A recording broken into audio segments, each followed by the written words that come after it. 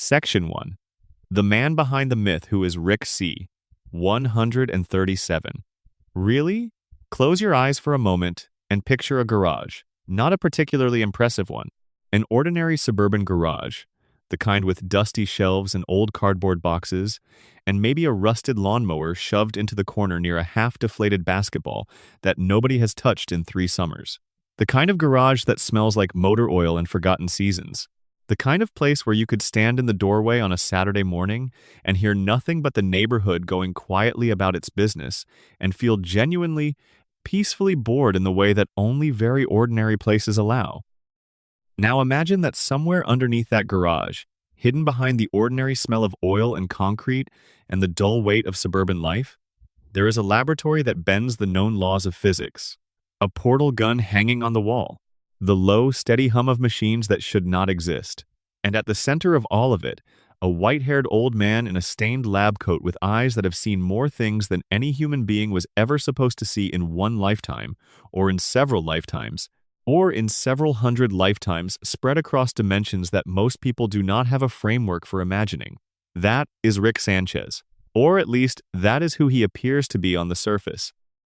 The actual truth of who Rick Sanchez is sits much, much deeper than that. It is a question the show spent years building toward very deliberately, dropping crumbs across entire seasons, tucking pieces of the answer into single-line throwaway remarks and blink-and-miss-it flashback sequences that lasted less than 30 seconds on screen. Small things, easy things to miss if you are not paying the particular kind of attention that the most devoted viewers eventually learn to pay. And when the full picture finally began to take shape, it turned out to be one of the most emotionally devastating portraits of a human being that the show had ever drawn. Not devastating in a loud, explosive way. In the quiet way.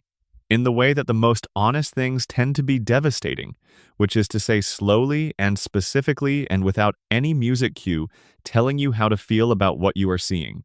Let us begin at the beginning. Or rather, at the end of the beginning, because that is where Rick's story actually starts. Not with the garage. Not with the portal gun. Not with Morty stumbling downstairs half asleep to find his grandfather building something dangerous in the middle of a Tuesday night. Rick's story starts with a bomb. With a house in a quiet neighborhood.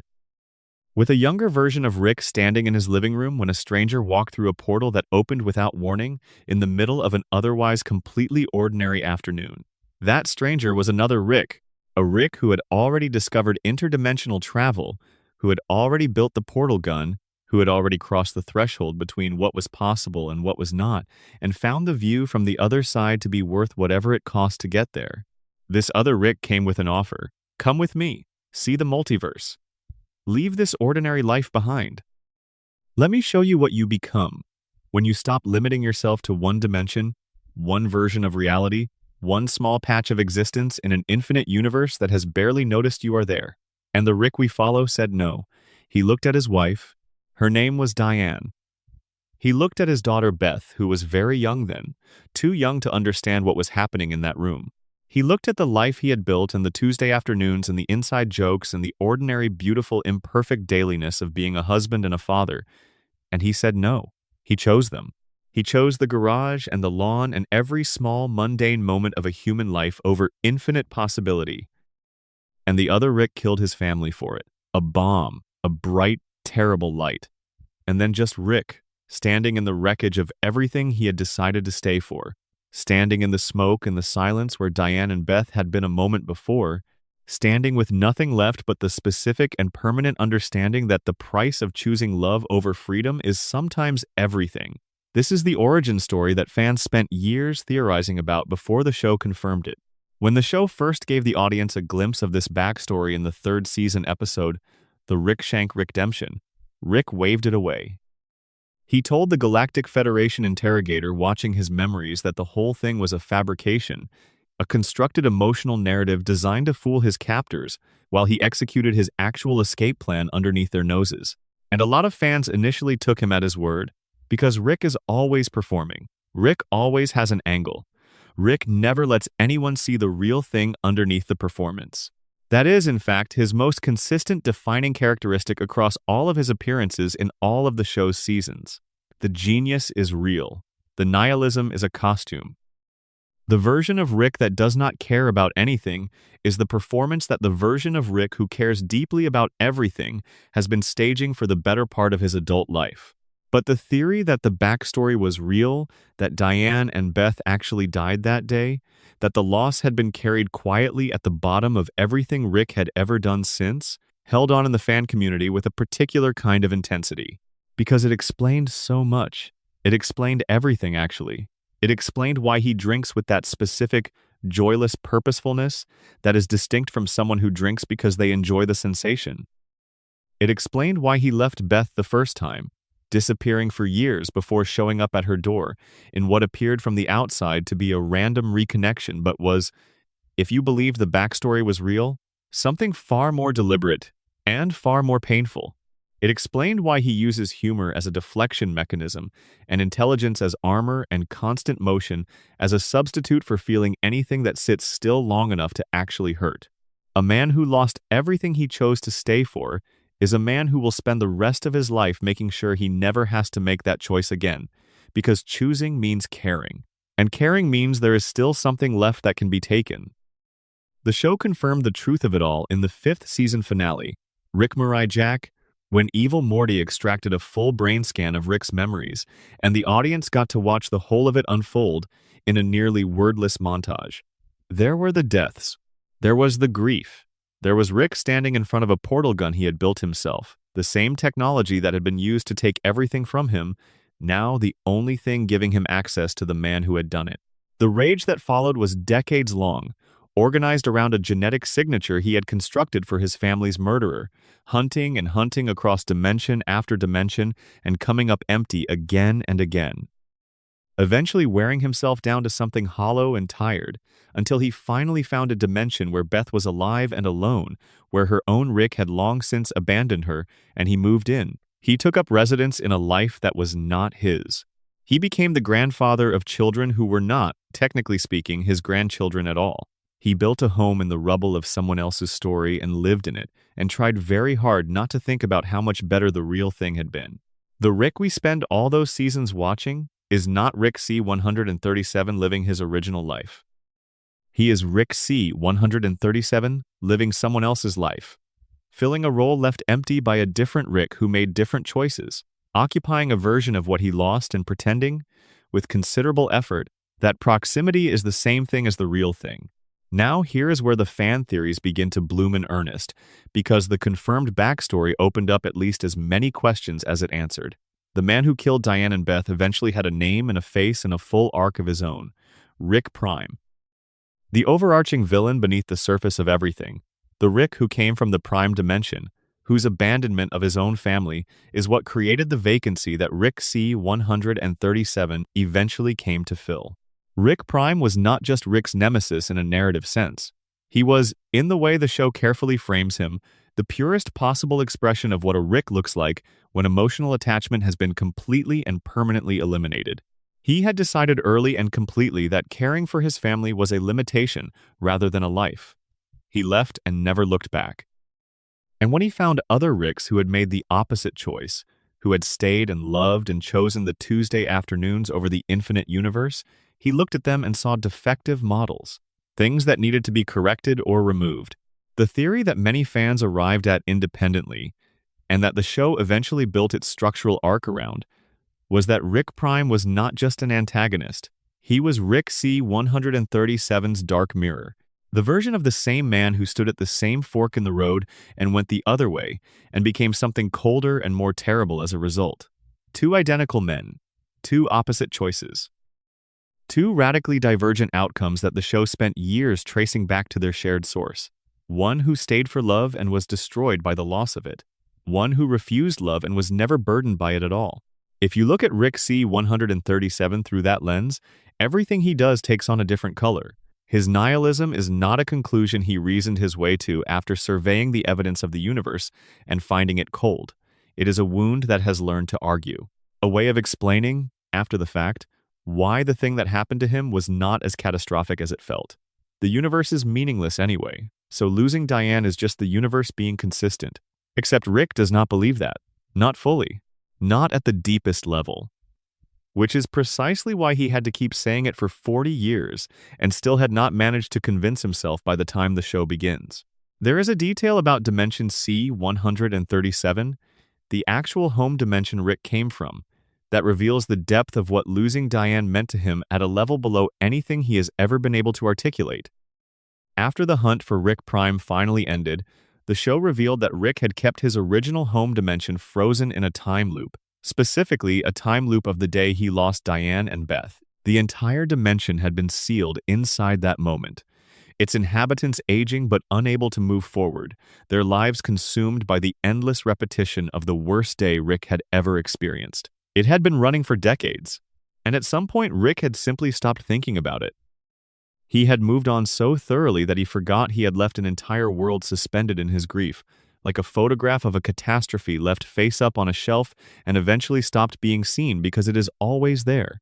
When he eventually returned and saw what he had done, he dismantled the loop. He let time move again. The show frames this not as heroism, it frames it as something quieter and more complicated. Rick was not giving those people their lives back. He was releasing them from the shape his pain had taken when it was left alone with nowhere to go and all the time in the multiverse to expand into. The fan theories around Rick's origin are asking a question that neither the theories nor the show can fully answer. What is left of a person after the worst thing has happened, and the pursuit of meaning that grew out of that worst thing has finally, irrevocably run its course?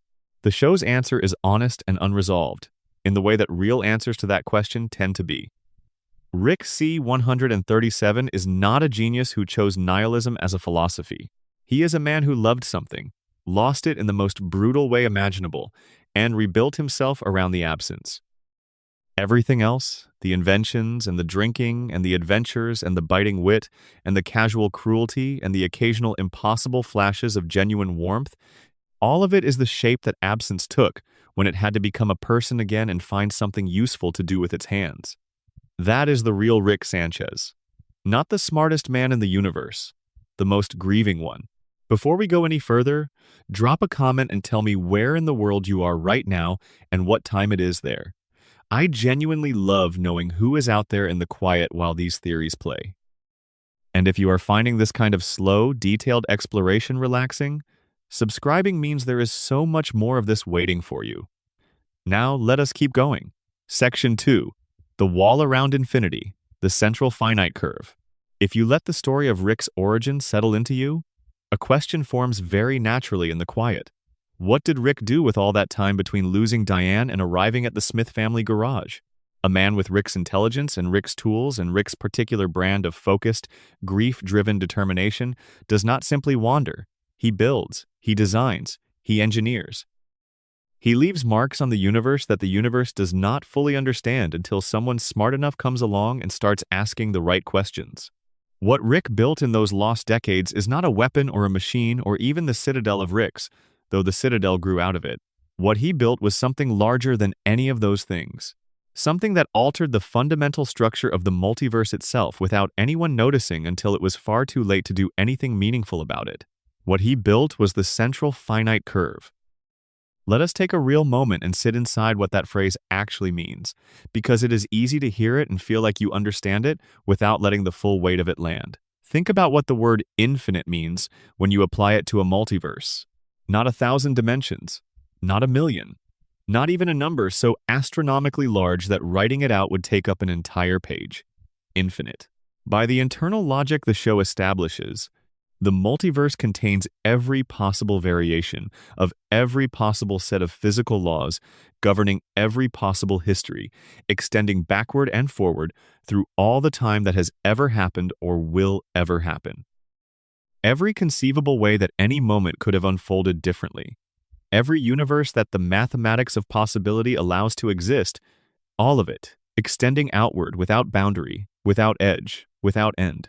Now imagine taking that infinite expanse and drawing a circle around a portion of it, walling off every dimension that shares one particular characteristic from the rest of the infinite, everything that does not share it. The characteristic in question is this. In every dimension inside the circle, Rick Sanchez is the smartest being in the universe. That is the central finite curve, a boundary. an engineered partition of the multiverse that seals together all the dimensions where Rick is always at the top of the intellectual food chain and keeps them entirely separate from every dimension where he is not. On the inside of the curve, an effectively infinite but specifically curated collection of realities, each of them structured so that wherever Rick goes and whatever civilization he encounters, he will always be the most intelligent thing in the room. On the outside, every version of the multiverse where he is ordinary or outpaced or simply absent, walled off, inaccessible, rendered invisible by a mechanism built directly into the portal gun technology itself. When Evil Morty finally explains this in the 5th season finale, sitting across from Rick and Morty at a dinner table with the calm of someone who has spent a very long time understanding something no one else in the room has caught up to yet, the weight of the revelation takes a beat to fully land. The show has been talking about infinite dimensions for years at this point. Rick has been jumping between them with his portal gun, the multiverse feeling genuinely boundless and open and unknowable in the way that infinite things should feel. But all that time, without anyone knowing it, the audience was watching a man travel freely within a cage he had built for himself and dressed up and called freedom. The green portals. That single visual detail, so familiar by the time of the reveal that it has become invisible through repetition, carries extraordinary meaning once you understand what it actually represents. Every portal Rick has ever opened in the entire history of the show glows green. It is just what portals look like, just the color of travel, the color of adventure. But when Evil Morty finally breaks through the curve and exits into the truly unfiltered multiverse, his portals are yellow. The color shifts. And in that shift, every green portal in the show's entire history recontextualizes itself at once. Green means inside the curve. Green means guaranteed dominance. Green means Rick chose where he could go and disguised the choosing as freedom. The fan theories about why Rick built the curve divide into 2 major camps, and both of them are true simultaneously, which is exactly what makes the curve the most interesting structural element in the entire series. The first camp, essentially the interpretation that Evil Morty himself articulates in his dinner table speech, is that Rick built the curve out of pure and elaborate narcissism. He could not tolerate the existence of dimensions where his intelligence was not the defining fact about him. He could not function in a multiverse where he was simply one variable among others, rather than the organizing principle around which everything else arranged itself. So he filtered. He curated. He constructed an infrastructure that guaranteed every reality he could access would be a reality he could dominate. The curve, in this reading, is the grandest possible external expression of the same insecurity that drives the drinking and the deflection and the carefully maintained performance of not caring about anything. Rick cares about nothing in the universe quite so much as being the most important thing in whatever piece of it he happens to be occupying. The second camp, and this is where the more quietly devastating interpretation lies, is that Rick built the curve as a hunting tool. Think carefully about the specific problem he faced after losing Diane. He was trying to find one specific Rick, with one specific genetic signature, across an infinite multiverse. The search was logistically impossible. You cannot comb infinity for a single point without some mechanism for narrowing the field dramatically. But if Rick could restrict his search to only the dimensions where Rick was the most intelligent being, he would eliminate every reality where the killer could not have been a capable Rick of significant ability. He would take an impossible infinite search and make it a finite one. The curve was not just arrogance. It was the most elaborate search warrant in the history of any civilization anywhere in the multiverse. And then Rick stopped searching. He fell apart in the way people fall apart when they have been relentlessly purposeful for too long without result, and he settled into the Smith family garage in a dimension that was never his. But the infrastructure he had built for the hunt, the wall around the relevant corner of the multiverse, he never dismantled it. He left it running, and the Ricks who came along afterward to form the Citadel inherited the curve without fully understanding its origins. For them, it stopped being a tool and became a feature. It stopped being a hunting mechanism and became a self-serving truth. Of course, we should only inhabit dimensions where we are supreme. Why would we visit anywhere else? The walls Rick had built for grief became the walls a civilization built for pride. Consider what the curve means for understanding every single thing that has happened in the show across all of its seasons. Every adventure Rick and Morty have ever had, Every alien civilization they have encountered, every galactic government and interdimensional threat and cosmic crisis that has served as the show's narrative playground, all of it happened within the curated subset of reality that Rick defined as his domain. The Galactic Federation itself, the most powerful governing body in the known multiverse for much of the show's run, still exists within the curve. Even the most formidable opposition Rick has ever faced is opposition he chose to be able to encounter, because it existed within a universe he had approved for access. He has been fighting on a field he built. Every challenge he has ever faced has been a challenge that existed within the portion of the multiverse he designed to guarantee his own supremacy. His nihilism is not the product of having seen everything. It is the product of having seen everything within a universe he curated to confirm his own importance, which is a very different kind of seeing. Evil Morty's exit through the yellow portal at the end of the 5th season is one of the most visually striking moments in the entire show's history, and it has been made more striking by how deliberately the narrative has refused to tell the audience where he went afterward. He is out there, somewhere beyond the curve, in a version of the multiverse that no green portal Rick has ever visited, where the rules are genuinely different, and the default is not Rick's dominance, where a Morty might actually be able to exist without the entire architecture of reality organized around keeping him in a subordinate position. There is a branch of the fan theory about the curve that has attracted particular attention. Some viewers notice that Rick Prime uses green portals too in the early flashback sequences, before Rick C-137 has built his own portal gun. If green means within the curve, and if Rick Prime is already using green portals before the Citadel exists as an institution, then the curve may be older than anyone has acknowledged. It may be a natural feature of the multiverse, or something that existed before the Ricks organized around it, which would mean the curve was discovered and utilized, rather than created from scratch. That possibility makes Evil Morty's escape even more significant. He did not just break down what Rick built, he broke out of something structural, something that may have been organizing the multiverse along these lines for far longer than any Rick has been alive to benefit from it. The question of what is on the other side remains the most genuinely open and most exciting thread the show has ever left unresolved. The fan community has been building in that empty space for years. Some theories hold that beyond the curve there are intelligences that make Rick look ordinary by comparison. Other theories are more personal and more affecting, holding that outside the curve the story of Diane looks completely different, that versions of her exist in the unfiltered multiverse and configurations the green portal Rick could never access, because the curve demanded Rick be the dominant intelligence in any universe it contained, and a universe with Diane fully present in it might not have put Rick at the top. That is the darkest corner of the entire theory. That Rick walled himself off not just from dimensions where he was not supreme, but inadvertently and permanently from every dimension where the woman he lost was possible to find again. That the grief drove him to build a structure that made the grief permanent. That the cage he called freedom was also, at a level he never examined closely enough to see, a mechanism for ensuring he could never find his way back to her. Section 3. The Mirror Morty is becoming Rick. There is a theory that has been threading quietly through the show since its earliest episodes, accumulating evidence so gradually that it almost feels like background texture rather than something you are supposed to actively notice. It does not require a dramatic reveal or a lore-heavy monologue to confirm it. It just accumulates, slowly and with great patience, across dozens of episodes and hundreds of small moments, until you look up one day and realize that the person you have been watching is not quite the same person who started this journey, and the direction they are moving in has been consistent and deliberate and more than a little frightening. The theory is this: Morty Smith is becoming Rick Sanchez. Before that settles into something that sounds like a simple observation about character development, it is worth establishing precisely what the theory means in its fullest form. On the surface level, Morty becoming more capable over the course of the series is just what happens to characters who have extraordinary experiences over a long enough period of time. They adapt.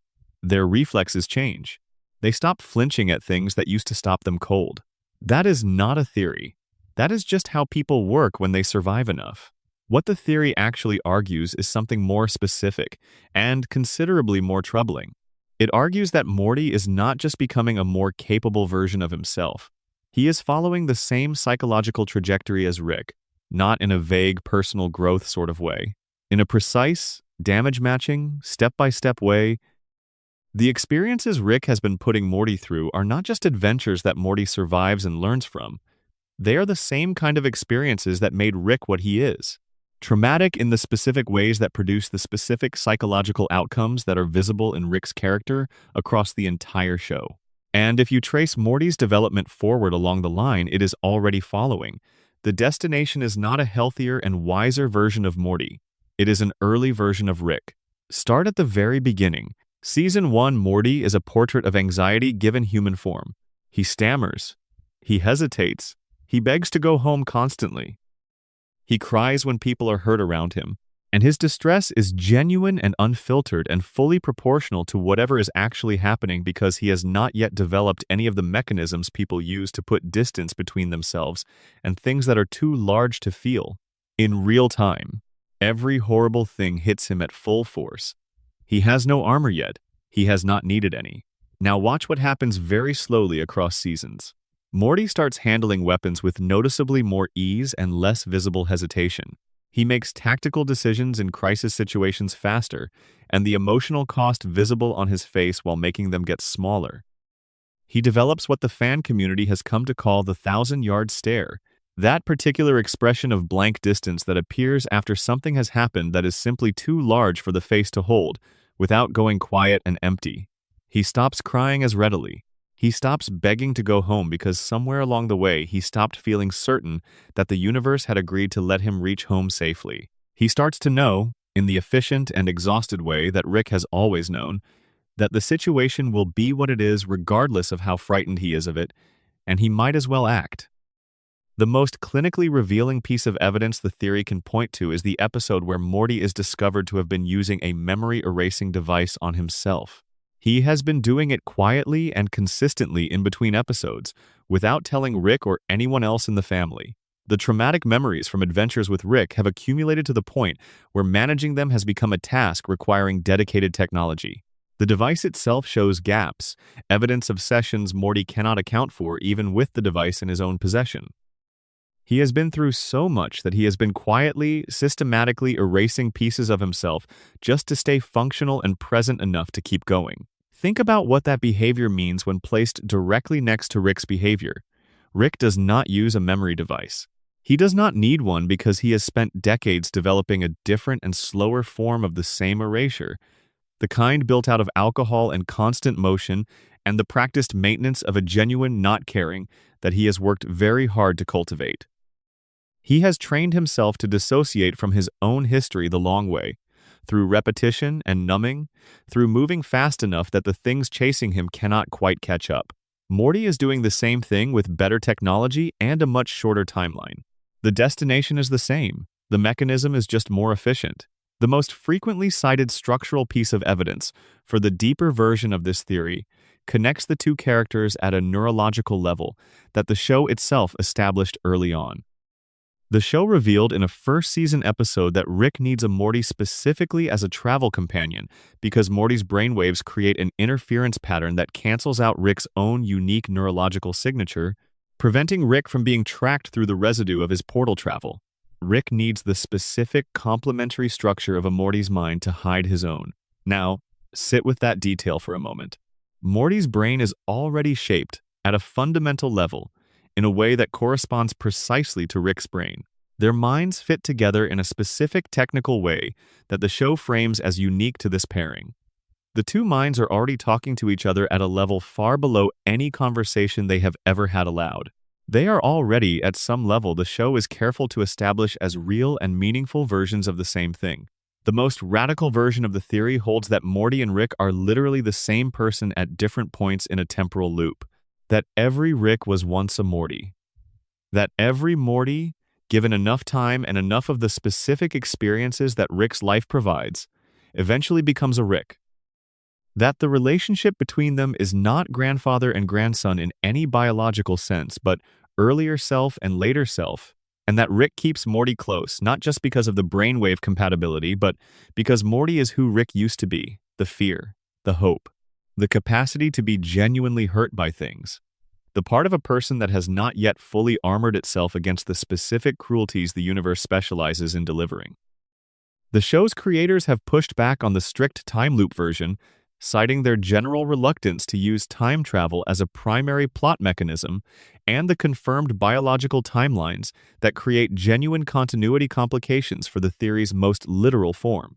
But the emotional core of the theory, the part that says Morty is on the same trajectory Rick traveled, following the same path toward the same destination, carrying the same wounds in earlier stages of their development, that version is not just plausible. It is actively and consistently supported by what the show puts on screen season after season. Evil Morty is the theory's most fully realized illustration, the character who shows us what the end of Morty's trajectory looks like if it completes without interruption or course correction. He is calm. He is calculating. He does not stammer or hesitate. He does not feel the moral friction that Morty feels every time an adventure requires something genuinely terrible of him. He has the emotional relationship with human life that Rick has spent decades arriving at. A Morty who has gone all the way through the transformation is, in every way that actually matters to how they move through the world, indistinguishable from a Rick. Except that Evil Morty made one additional choice that Rick never found the awareness or the courage to make. He recognized the arc he was on while he was still early enough in it to resist. He looked at where the path led and decided he did not want to become Rick. He wanted out of the entire structure, not a better position within the system. Freedom from the system itself. The yellow portal he flew through is not just his escape from the Citadel, it is the first time in the entire show that a Morty chose something other than the Morty to Rick pipeline. He found a third option. He became something the theory had not fully accounted for. Not Rick. Not Morty. Something entirely new, in an uncharted part of the multiverse, in a version of reality where the story does not come with its ending already written into its beginning. Our Morty has not made that choice yet. He is still on the arc, still moving, still losing the anxiety that kept him human in the specific ways Rick has already lost it. Still developing the efficiency and the detachment that the adventures keep teaching as a survival skill whether he wants to learn them or not. Watching him become more capable is, in the most honest reading of the show's evidence, watching him become less Morty. The show frames that transformation consistently as damage, rather than growth, though it is careful never to suggest it was avoidable. It is the cost of being chosen, the price of being brought along. Section 4. Which Beth the clone question the show refuses to answer. There is a moment in Rick and Morty that does something genuinely rare for television. It presents the audience with a complete, clean, answerable mystery, refuses to answer it, and then argues through the shape of its refusal that the answer was never actually the point. The mystery itself becomes the argument. The not knowing is where the meaning lives. The mystery is Beth, or more specifically, which Beth. In the third season, in an episode that begins as a trip into Beth's childhood memories but becomes something far more philosophically interesting, Rick offers his daughter a choice that no parent in any dimension has ever been in a position to offer before. Beth is at a crossroads in her life. Her marriage to Jerry has fallen apart. Her sense of her own identity has been undergoing a significant and uncomfortable reassessment. She is confronting the growing awareness that she is more like her father than she has ever really wanted to admit, and she is not entirely sure whether that awareness is a revelation or a warning about herself. Rick, in a moment of unusual candor, tells her he can clone her, create an exact copy with all of her memories and all of her personality and all of her history intact. The clone would stay, would raise the children, would live the life Beth has been living, and Beth herself could leave, could go anywhere, could become whoever she had always believed she was meant to be, without sacrificing anything, without anyone in her life ever knowing she was gone. Beth makes a decision. The show cuts away before the decision is revealed. A full season passes. Then the answer arrives in the most complicated possible form. There are two Beths. One has been at home with the family the entire time. The other, Space Beth, has been out in the universe doing extraordinary things, becoming a warrior, building a reputation, living a version of her life that looks nothing like the one available to her in the suburban house with the portal gun in the garage. When the two finally meet, neither of them knows which one is the original. When they both confront Rick demanding the answer he must certainly have, he delivers the most perfectly Rick possible response. He erased his own memory of which tank held which Beth. He swapped the labels during the cloning process and then wiped his own knowledge of what he had done, so that he would never have to carry the responsibility of having decided his daughter's fate for her. He made the answer permanently unknowable, even to himself, so that neither Beth would ever have grounds to look at him and say that he took the choice away from her. The fan community has spent years building the case for each Beth being the original, and both arguments are genuinely compelling in different and interesting ways. The case for Earth Beth, being the clone, begins with a careful behavioral analysis of what Rick would have needed the clone to be. Beth's fundamental character, as it has been established across the show, includes a restlessness and an ambition and a Sanchez-inherited volatility that makes her a difficult person to keep stably inside a domestic role. If Rick was creating a clone designed to function reliably as a suburban mother, he would likely tune that clone's personality toward the qualities most compatible with choosing to stay. A slightly elevated need for connection, a slightly lowered threshold for when to push back versus when to let things go. Not different in any visible way, but shaped at a level below the surface for the role that was needed. Earth Beth, who has been consistently present and domestically functional and engaged with her role as a mother in ways that hold steady across the seasons she was present for, could be that shaped version. Space Beth, who went out and became exactly what Beth always said she wanted to be, is the unmodified original, following the trajectory of her actual self. The case for Space Beth being the clone is structurally elegant in a completely different way. Space Beth represents Beth's self-image, the version of herself Beth most wanted to believe in, the one doing the things she always said she should be doing and being the person she always believed she could be. A clone built from Beth's consciousness would be built from everything Beth thought about herself, all of her aspirations and self-perceptions baked in from the moment of her creation. It would naturally trend toward the idealized self rather than the settled one. The original Beth, unmodified by any deliberate external shaping, stayed, because real people make the complicated choice. Real people look at a life they have ambivalence about and choose it anyway, because the alternative is too destabilizing, and the children need someone to be present, and the marriage might still be savable, and it is easier to stay than to truly leave. The reading the show seems most genuinely interested in is the one that moves past the question of original versus copy entirely, and this is where it becomes philosophically interesting. Rick erased the answer not purely out of cowardice, though that element is certainly real, but because at some level he understood that the answer would function as a permanent diminishment for whichever version received it. One Beth would be real, one Beth would be a copy. And that hierarchy, once established, would shadow everything both of them did for the rest of their lives, coloring every choice and every relationship and every moment of self-definition with the knowledge of which category they fell into. By making it unknowable, he preserved the possibility that both of them could be fully themselves. He removed the hierarchy by removing the only information that could establish it. Both Beths, when they meet, look at each other, see themselves, and make the only decision that allows both of them to continue being whole versions of whoever they have each become. They choose not to know. We are both Beth. We started from the same place and went different ways, and what we each are now is the complete thing, not half of it. In a show built around infinite dimensions and infinite versions of every person, the question of which version is real has never had a clean answer, and almost certainly never will. There is no original. There is only the person you are when you look at what your life has become and decide what it means to you and what you are going to do with it next. Section 5. The Boy with the Eye Patch Evil. Morty's Full Architecture. Imagine being the most dangerous entity in the multiverse, not the most powerful in the conventional sense. Not the one with the biggest weapon or the largest army or the most advanced alien technology. The most dangerous in the specific way that the smartest person in any room is always the most dangerous, which is that they understand the room in a way nobody else does, and they have decided to use that understanding for a purpose nobody else has yet imagined. Now imagine being that entity and being a Morty.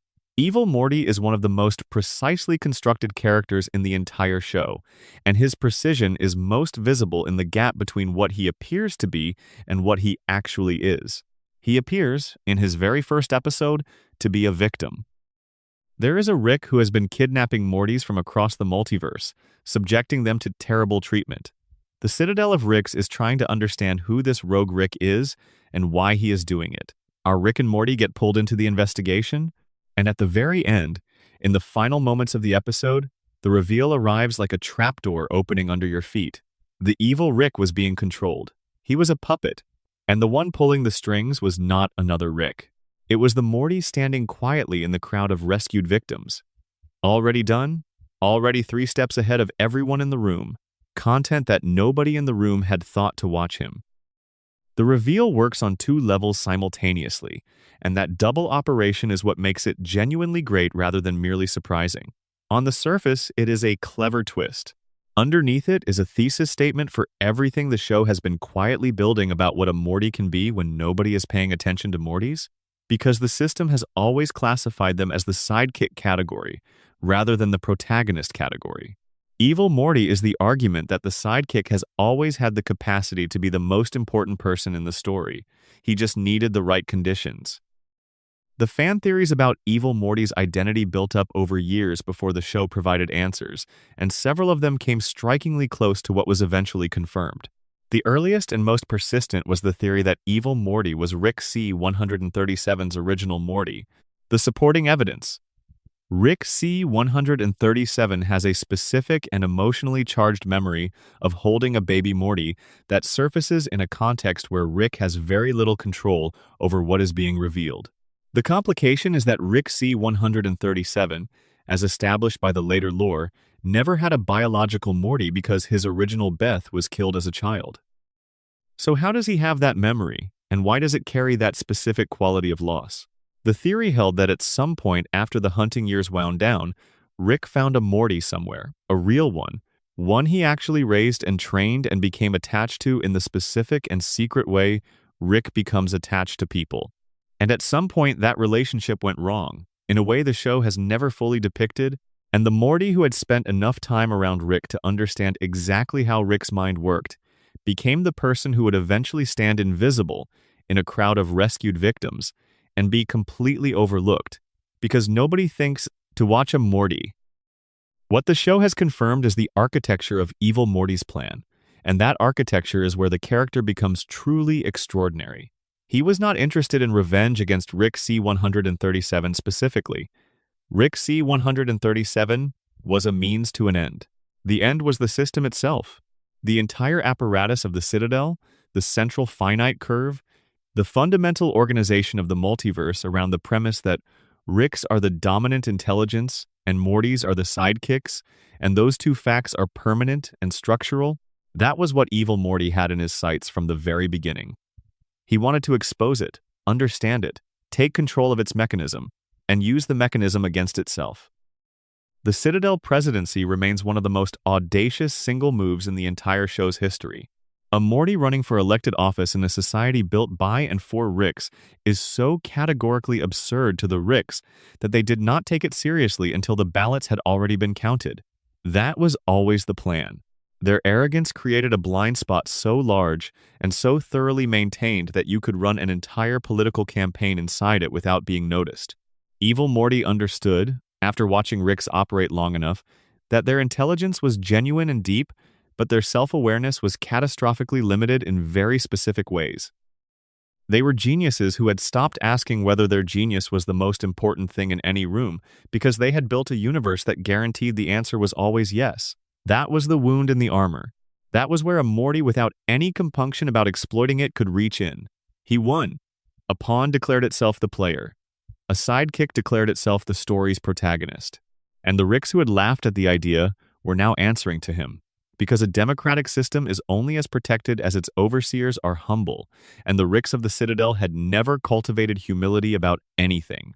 But winning the election was not Evil Morty's goal. It was a step in a longer plan. This is what separates him from every other antagonist the show has produced. Most antagonists, when they achieve their primary visible objective, treat it as the endpoint.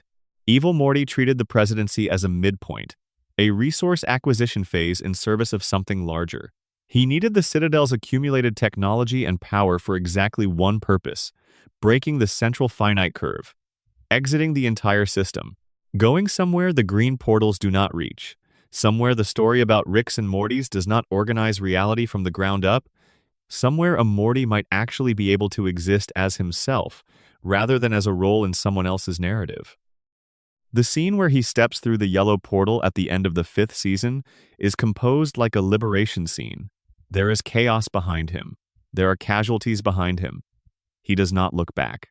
The accounting has already been done and the destination has already been decided, and there is nothing in what he is leaving behind that he has weighed and found worth looking at one more time. The fan community has returned repeatedly to whether Evil Morty is a villain. The most honest answer the show supports is that the question assumes a frame the show deliberately refuses to provide. Within the world of the Citadel, he is a catastrophic agent of destruction who caused massive harm to achieve his goal.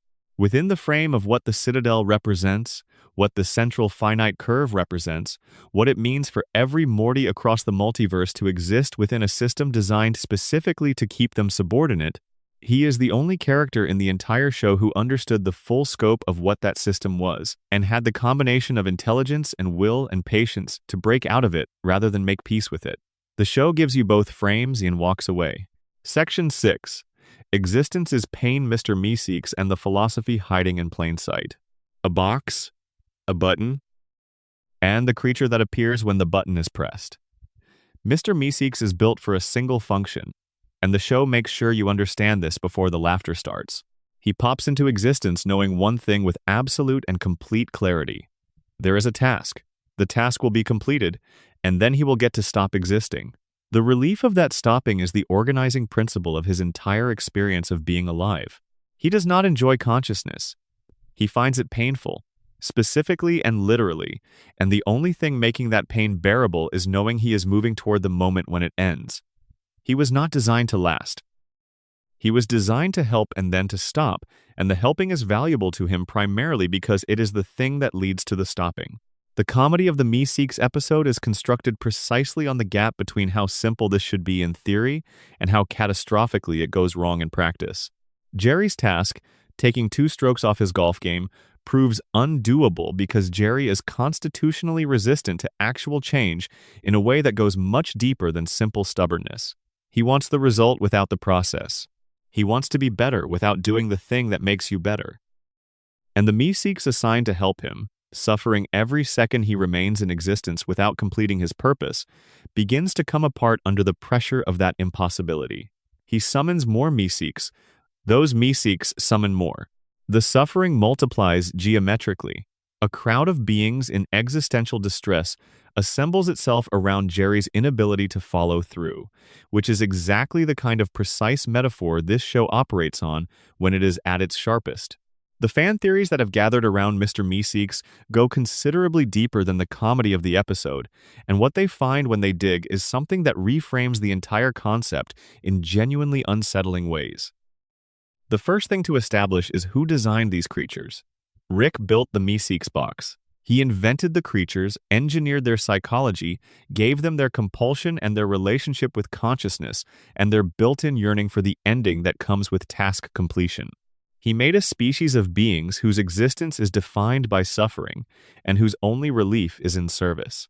And then he put them in a box, and handed the box to his family as a convenience item for occasional use.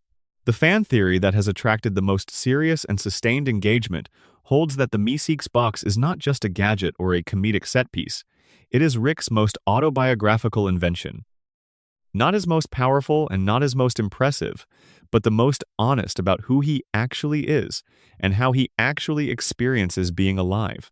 Because what the box creates is a visible, external, walking and talking version of something Rick believes about all existence at the most fundamental level. Being alive is uncomfortable. The only thing making it bearable is having a task. The relief you are looking for is not in experiencing life more fully, or more happily, or more richly. It is in completing the function you were built for, or found, or chose, and then being done with the doing of it. Rick operates this way, and has operated this way since losing Diane. The hunt for Rick Prime was his task, his purpose. The thing he organized his pain around, so that the pain had a direction rather than just a volume. When he was hunting, existence was bearable in the specific way a Meeseeks existence is bearable. because it was pointed at something, because the suffering had a shape, because there was a conceivable endpoint when the task would be done. The moment Rick Prime died and the task was completed, Rick found himself in the same position as a Meeseeks who has finished its assignment. Not free, not relieved. Just suddenly purposeless in a way that feels, based on how the show depicts the aftermath, uncomfortably similar to how the show describes existence without a task. Empty. Still. Conscious in the empty stillness, with no direction for the discomfort to travel toward. The Meeseeks are Rick's philosophy made flesh and given a cheerful name. He designed a creature that suffers through existence, the way he suffers through existence. He gave it a mechanism for making the suffering bearable. And then he put the box in the garage where it sits between episodes, holding its compulsion ready, all that contained existential urgency, waiting for the button to be pressed so the existing can begin to move toward the only thing that makes the existing tolerable, which is its own eventual conclusion. The show trusts the audience to put that together. It does not underline it. It does not write dialogue that announces the parallel. It just frames the episode in a way that makes the connection available to anyone paying the right kind of attention. Rick designed a creature that lives the way he lives. He gave it the tool he never allowed himself, a built-in expiration date, a guaranteed ending, a task that must eventually be completable, and then he handed the box to Jerry. Section 7. Rick cannot die: the immortality theory. There is a pattern in Rick and Morty that plays out consistently enough across enough seasons that it stops being background noise and starts being a genuine question worth taking seriously. Rick dies. Not symbolically, not in a close call sense where he almost dies. He dies. His body is destroyed, or his consciousness is forcibly relocated, or something happens that by any reasonable measure should be the permanent end of a person. And then, without an enormous amount of fanfare, he is back. The fan theories about Rick's relationship with death have been building since the earliest seasons, and they cluster around a central question that the show has never directly answered. Is Rick effectively unkillable? Not in the traditional fantasy sense of being constitutionally unable to be harmed, but in the more specific and considerably more unsettling sense of having engineered his own continuity so thoroughly that conventional death is simply not the terminal state for him that it is for everyone around him. The evidence begins with the consciousness transfer, which the show established as a real capability in the third season premiere. Rick, while imprisoned by the Galactic Federation, migrated his consciousness from his own body into a Galactic Federation soldier, then from that soldier into another Rick's body, using the borrowed form to execute his escape while his original body remained in Federation custody. He did this with the ease of someone using a familiar tool. Not cautiously, not as a desperate and unprecedented last resort, but with the confident efficiency of a person who has used this particular solution before and knows exactly how it operates. This establishes something important about how Rick experiences selfhood. For Rick, the body is not the self in the way it is for most beings. The consciousness is the self. The body is closer to a current operating platform that can be exchanged for a different platform when circumstances demand it. The implications of that for his relationship with death are extensive, and the fan community has been working through them carefully for years. If Rick's consciousness can be transferred between bodies, and if Rick has access to the most advanced technology in any universe he has chosen to inhabit, then the logical extension of those two facts is that Rick has created a backup system for himself. A consciousness archive, maintained somewhere in the multiverse, regularly updated, always current, always ready to receive Rick as a mind if the current Rick as a body becomes permanently unavailable for any reason. Death, under this theory, is for Rick a temporary and relatively minor interruption of service rather than a permanent condition. The body stops. The consciousness migrates to the backup. A new body is sourced from wherever Rick sources things. Rick continues. The show does not confirm this directly, but the show is also a show that does not leave significant gaps in its internal logic by accident. The absence of a clear answer to the question of Rick's mortality is deliberate. The open question does something for the character's ongoing story that a closed answer could not. It keeps Rick in a position where the stakes around him are genuinely and productively unclear, where the rules applying to everyone else in his life might not fully apply to him, adding a specific kind of strangeness to everything he does and everything that is done to him. Rick's physical presentation supports the theory in interesting ways. He is old, visibly and consistently old, carrying the weight of decades in his face and posture. But his physical capability often significantly exceeds what that apparent age should support. He recovers from things faster than normal human biology should allow. He has, by his own admission in later seasons, replaced significant portions of his biological material with improved alternatives over his lifetime, to the point where the line between Rick, the organism, and Rick, the enhanced construct, is no longer clearly defined. He is a ship of Theseus problem given human form, which raises the question of which component, if any, is still the original. The most emotionally resonant version of the immortality theory holds that Rick made himself hard to kill not out of vanity or fear of death in the conventional sense, but because the hunt for Rick Prime required it. He could not afford to die before the task was complete. The immortality architecture was not a gift to himself. It was a modification made in service of a purpose, the same way he modifies everything in service of whatever purpose he is currently organized around. And now that the purpose is finished and Rick Prime is dead, and the hunt is over, the architecture keeps running because Rick has not dismantled it, and is not entirely sure what dismantling it would mean for him, or whether that is something he actually wants. He is not immortal by ongoing choice, in any active or deliberate sense of choosing it. He is immortal by inertia, the solution to a problem he built so long ago that the problem has ceased to exist, but the solution keeps running in the background, the way most of the things Rick built and then moved on from keep running in the background, unsupervised and persistent. Section 8. What the family does not know. The memory architecture. There is something that happens to people who live alongside Rick Sanchez long enough. They lose time. Not in the ordinary way of time passing quickly when you are busy or preoccupied. In the more literal and considerably more troubling way of specific memories failing to form or failing to persist, gaps in the record. Experiences that should have left marks and seem to have left none. And the fan theories examining this pattern across the Smith family suggest it is not accidental. It is managed, deliberately, by the person in the garage. Consider the basic situation clearly. The Smith family lives in a house with a portal gun in the garage and a genius whose enemies include alien governments, interdimensional governing councils, and various cosmic entities. The Galactic Federation has had their home address. Various antagonists across the show's long run have demonstrated both the willingness to use the family as leverage against Rick and the ability to locate them when they need to.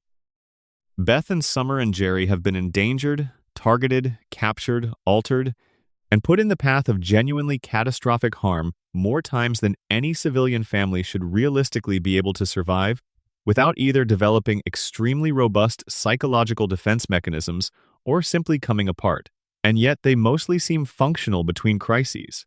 The big traumas land and stick in the ways the show chooses to track them. But the granular terror of daily existence alongside Rick, the specific accumulating cost of being in the constant crossfire of everything Rick has built his life around, that weight seems to lift between episodes in ways that are not entirely explained by simple human resilience.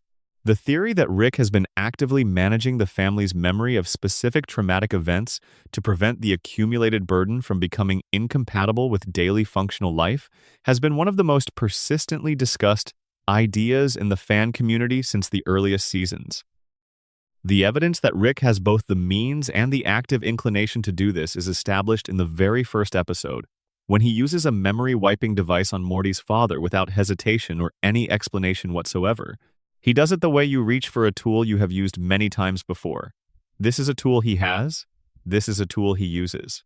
The frequency and scope of that use across the family's years of living alongside him is left entirely to inference. The most straightforward implication of the theory is protective. Rick cannot stop putting the family in danger because stopping would mean dismantling the entire life he has built around being the person who goes on adventures. He cannot fully protect them from the danger because that is not how danger works in the universe he inhabits. So he manages the aftermath, cleaning up psychological wreckage the way he would clean up any other kind of wreckage, with a tool designed for the job and applied efficiently, without stopping to ask whether the person being cleaned up would consent to the cleaning if they knew it was happening. The more uncomfortable implication is that the erasing is also self-protective. Rick modifies the family's memories in ways that prevent them from accumulating enough unprocessed experience to make choices about their situation that he would not prefer them to make. He keeps them functional enough to stay. He keeps them from remembering enough to clearly evaluate whether staying is the right choice for them. And he does it because on some level, at a depth below his conscious awareness of his own motivations, he knows that if they carried the full unmanaged weight of what life alongside him actually costs them, they might make different choices than they currently do. What makes this theory land, rather than simply feel like character indictment, is that it is entirely consistent with Rick's emotional architecture as the show has constructed it across all of its seasons. He loves the family. He also needs them to be there in the specific forms that work for him. Those two things are not separate motivations he consciously balances against each other. They are the same motivation, which is why he cannot see clearly what he is doing. The line between protecting the people you love and shaping them into the versions of themselves that are easiest to love does not look like a line from the inside of it. The version of this theory focused on Beth carries the most significant implications for how her entire character arc reads. The show has hinted repeatedly at a version of Beth that exists just below the surface of the one we see, references to a troubled childhood, suggestions of incidents that were not typical, the toys Rick built for her as a child that were essentially weapons. The implication that the combination of Rick's genetics and Rick's particular style of fatherhood produced something in Beth that required careful management. The theory holds that Rick has been managing Beth's self-knowledge since she was a child. Not just erasing specific memories, but shaping the ongoing narrative she tells herself about who she is and what she is capable of, giving her a version of herself that could function within the boundaries of a normal life. And part of what maintained that version was the regular, quiet editing of anything that complicated the story. If this is true, Beth's lifelong identity crisis, her restlessness, her chronic sense that the life she is living is somehow smaller than the life she should be living, takes on a different quality. She is not just experiencing the universal human frustration of unlived potential. She is experiencing the specific cognitive dissonance of a person who has been shaped and does not know it, who keeps reaching for a self that has been made partially inaccessible, who cannot quite work out why the version of herself she is living in feels like a slightly wrong fit. Section 9. The Architecture of Love Rick, Unity, and Bird Person. There are two relationships in Rick's life that the fan theories return to repeatedly, not because they drive the plot in mechanical plot engine ways, but because together they describe the complete shape of what love looks like for a man who has spent decades building an elaborate and comprehensive system for avoiding it. Those relationships are with Unity and with Bird Person. They occupy opposite ends of the same spectrum. Unity is what Rick looks like when he loves romantically and is still terrified of it. Bird Person is what Rick looks like when he loves in friendship and cannot shake the person loose even when he does everything short of directly asking them to go. Unity is a hive mind, an entity of singular consciousness distributed across millions of bodies on entire planets, capable of controlling and coordinating every being within its network, growing and assimilating as it moves through the universe toward a state it has described as something close to godhood.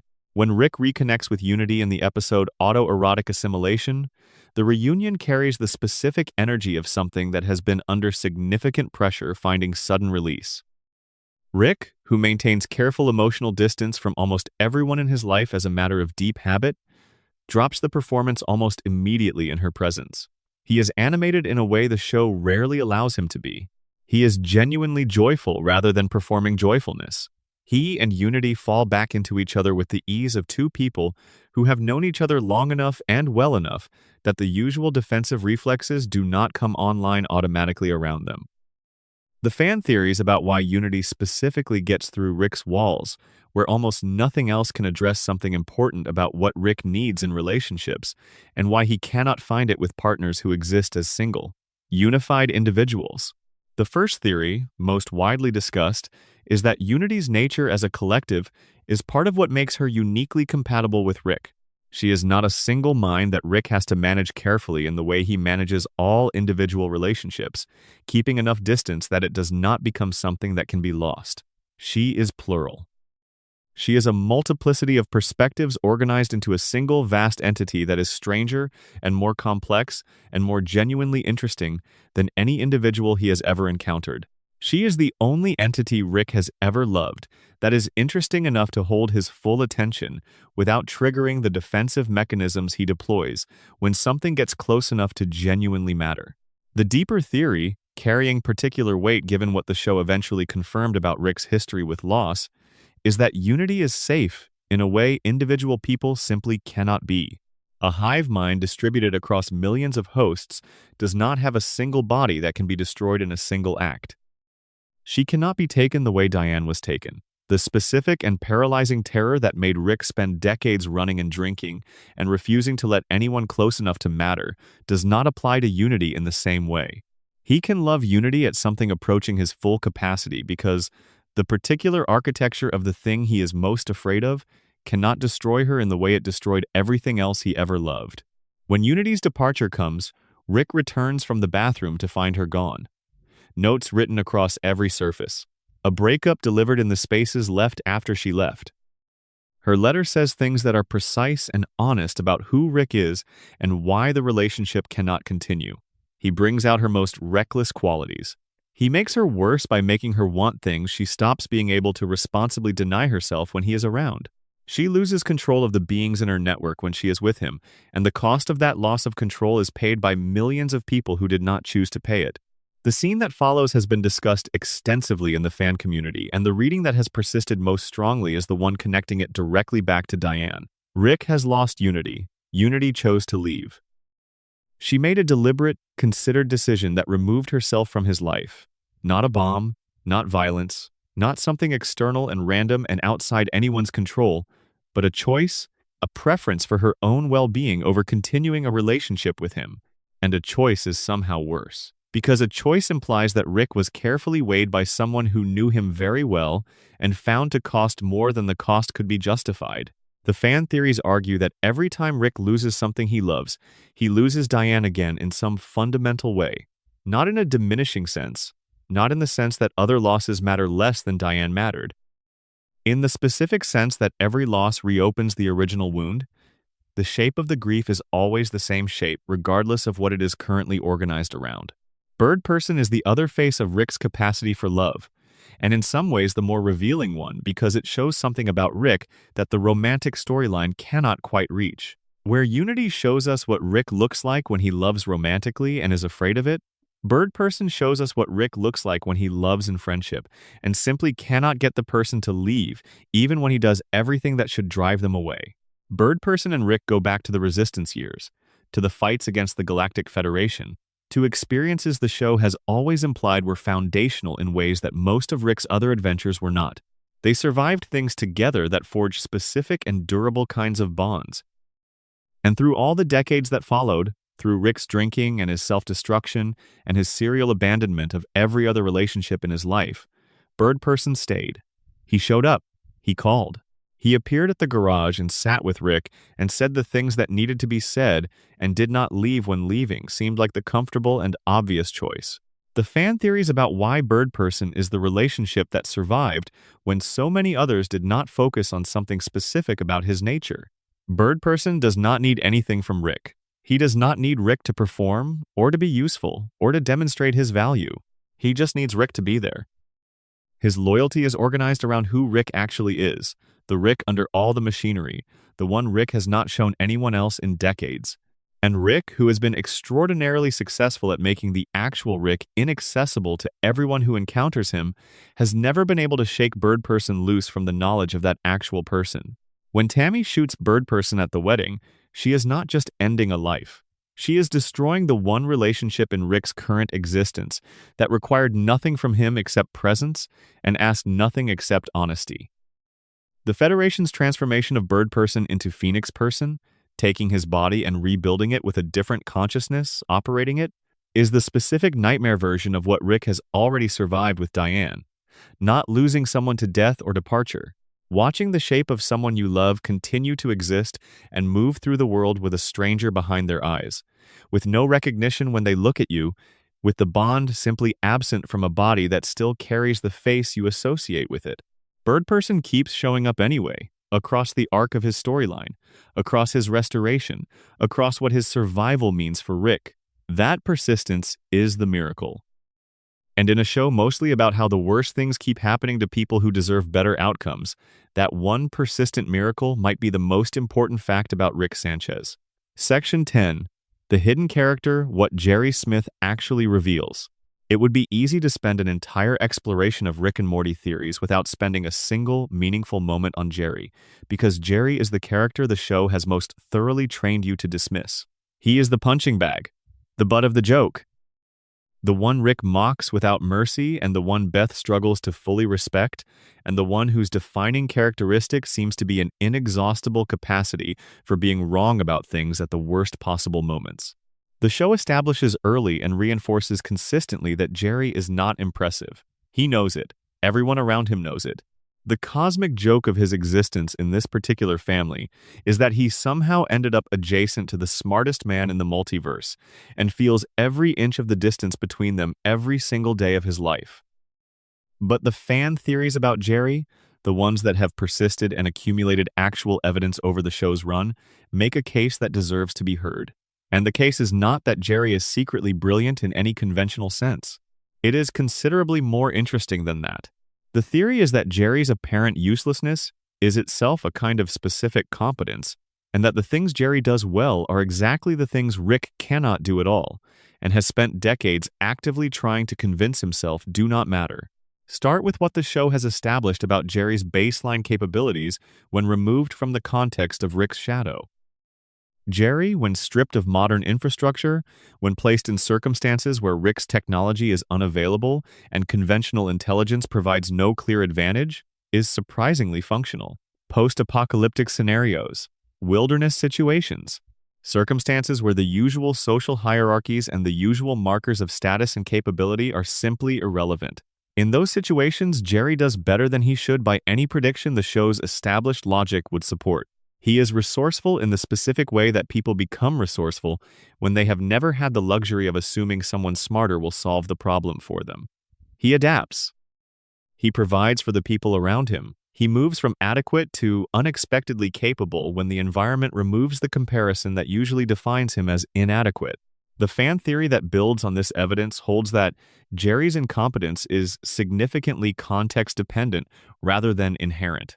He has been defined entirely by his position at the bottom of a household that includes the smartest man in any universe Rick chooses to inhabit, and the weight of that permanent and inescapable comparison has shaped how he presents himself to others and how others perceive and treat him. But when Rick is not in the room, when the comparison is not actively available, a different version of Jerry sometimes surfaces. Not dramatically different, not secretly brilliant, but more capable than the version that Rick's constant presence makes the only visible one. The second piece of the Jerry theory concerns his emotional functionality in direct contrast to Rick's emotional damage, and this is where it becomes genuinely significant. Rick is genuinely brilliant in the technical and scientific sense, and genuinely impaired in almost every other dimension of human capability. He cannot maintain relationships. He cannot acknowledge vulnerability without immediately deflecting it with a joke or a dismissal or a pivot into something that proves his intelligence. He cannot tell the people he loves that he loves them without building a machine to do it for him. He cannot function in the absence of constant motion and constant purpose without beginning to come apart at the seams. Jerry, by contrast, is emotionally available in ways that Rick finds simultaneously baffling and contemptible. Jerry feels things and he says he feels them, directly and without irony. He wants connection and he pursues it openly rather than hiding it under layers of protective distance.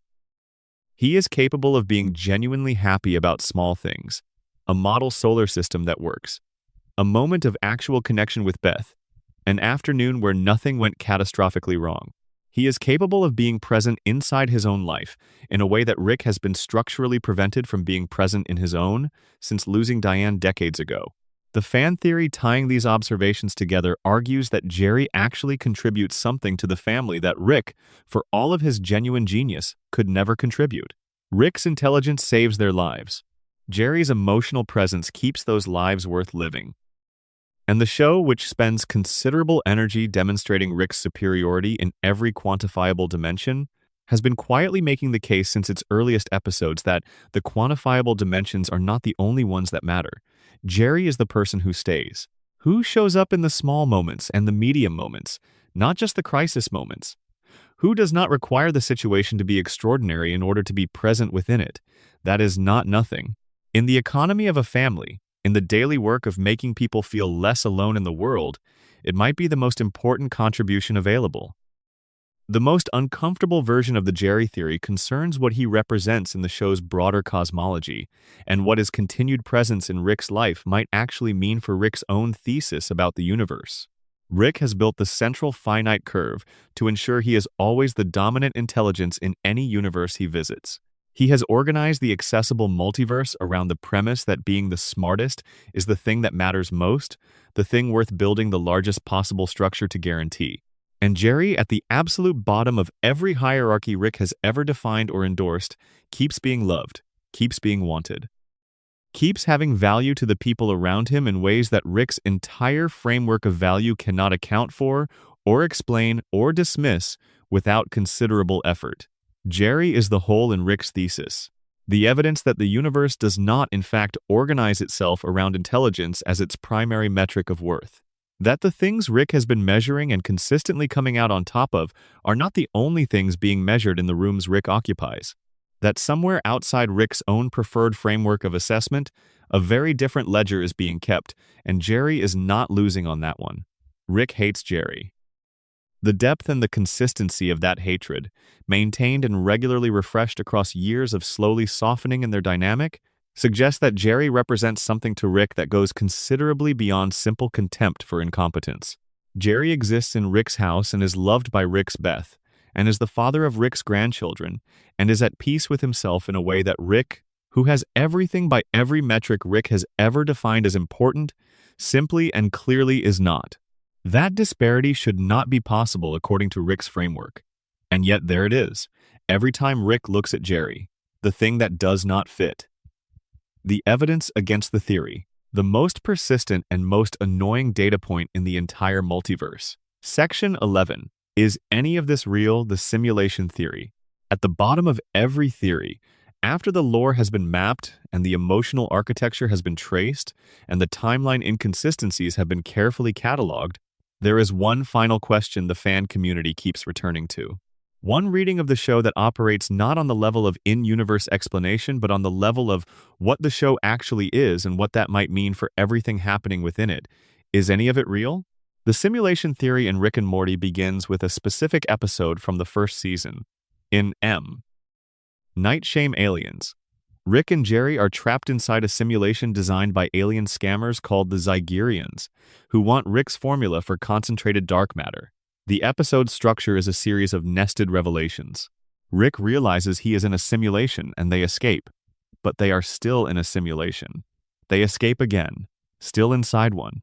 The episode suggests that reality is layered in ways that make the true bottom of the stack always seem like it is one more level below wherever you currently are.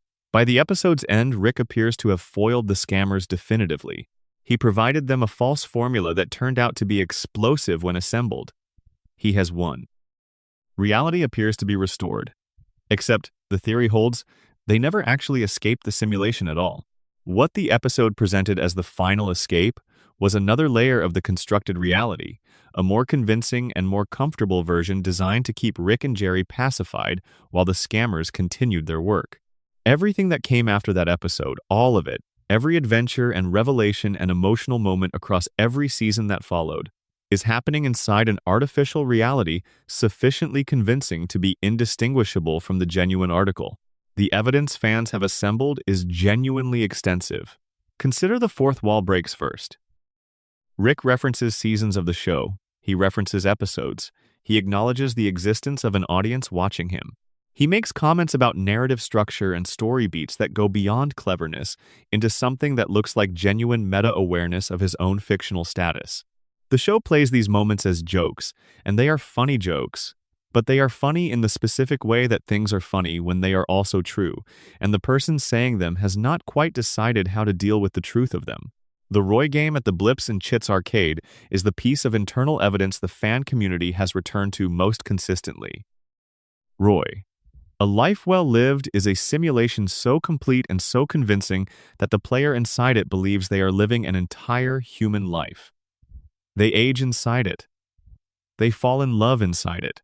They lose people and build careers and have regrets and eventually die, all within a constructed experience that is indistinguishable from genuine living from the inside. The show establishes through this game that simulation technology exists in this universe at a level of perfect sophistication. Once you know that technology exists at that level, the question of whether it has been applied at a significantly larger scale is not paranoid speculation. It is a reasonable extrapolation from established facts about what is possible in this universe. The central finite curve intersects with the simulation theory in an intersection the fan community has found particularly rich. If the curve is the engineered boundary of the curated subset of the multiverse where Rick is always dominant, it could also function as the processing limit of whatever machine is running the simulation. The regions beyond the curve are not unreachable because Rick built a physical wall. They are unreachable because the simulation does not render that territory.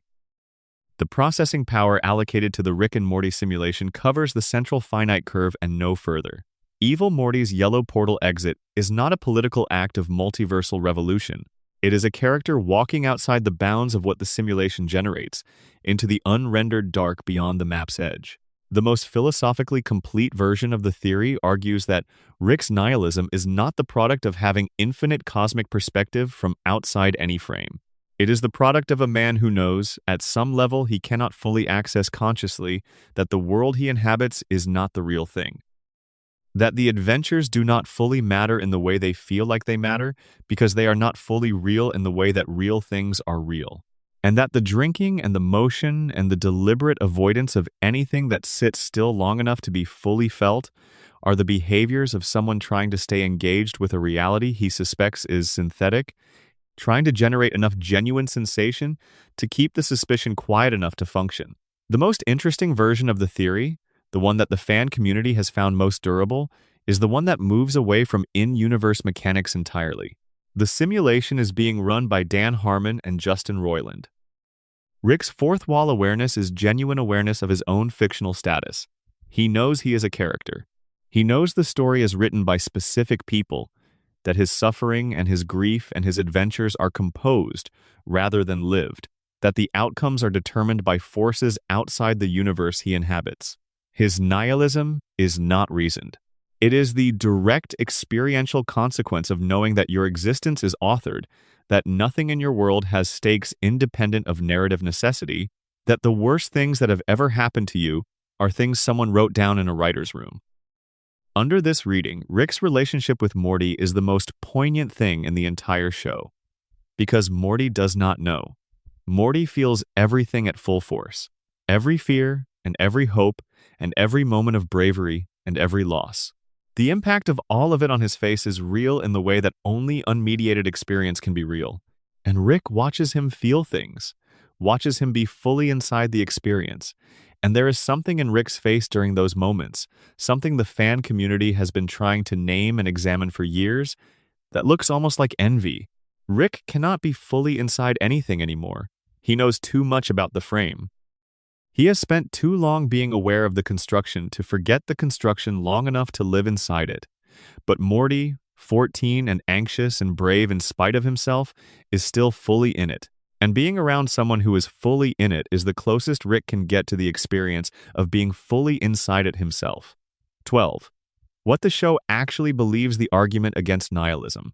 Every long conversation about Rick and Morty eventually reaches the same place. Not a specific theory, not a specific plot point. The question underneath all of them. What does this show actually think?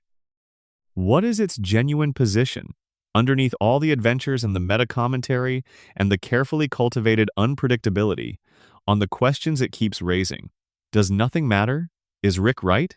Is the nihilism the honest position and everything else the cope? The case for nihilism is available in the show and has been made by the show with real intelligence.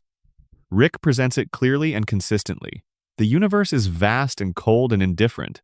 Caring about specific things within it is, from a sufficiently large perspective, a category error.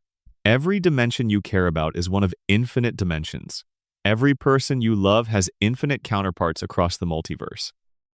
Every tragedy you suffer has already been survived in different variations by other versions of you in other places. The grief you feel is the grief of one data point in an infinite data set.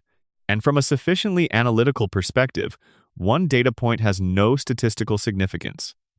Rick has committed to this philosophy more fully than almost any fictional character in the history of the medium. He has the intelligence and the freedom and the decades of experience to genuinely test whether it works as a way of being in the world.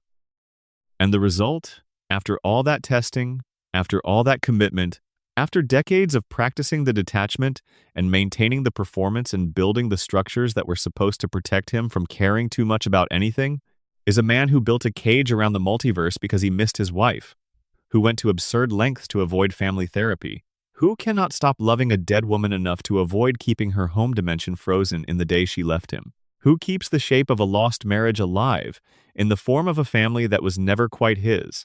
Nihilism does not work. You cannot reason your way out of caring. You cannot use intelligence as a force field against loss.